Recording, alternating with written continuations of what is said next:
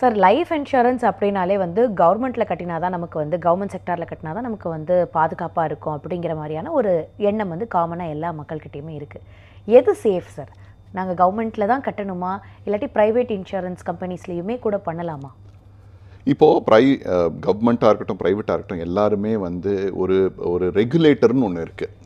நம்ம பேங்க்ஸுக்கு ஆர்பிஐ எப்படி ரெகுலேட்டர் சார்ந்ததோ, அதே மாதிரி இன்சூரன்ஸ் கம்பெனிஸ்க்கும் ஐஆர்டிஏன்னு ஒரு regulator, insurance regulatory and development அத்தாரிட்டின்னு ஒரு அத்தாரிட்டி இருக்குது.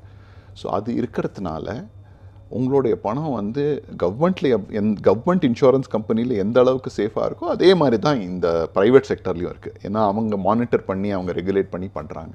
ஸோ அந்த விதத்தில் வந்து இன்றைக்கி வந்து ஒரு தனியார் பேங்க்குக்கும் ஒரு கவர்மெண்ட் பேங்க்குக்கும் பெரிய வித்தியாசம் எப்படி இல்லையோ அதே மாதிரி தான் இன்சூரன்ஸ்லேயும் இல்லை. ஸோ சேஃப்டி பர்ஸ்பெக்டிவில் பொறுத்த வரைக்கும் அதுதான் நான் சொல்ல விரும்புகிறேன். ஸோ சாய்ஸ் உங்களுடைய தேவை எதில் பூர்த்தியாகிறதோ அதில் நீங்கள் போய் பண்ணலாம்.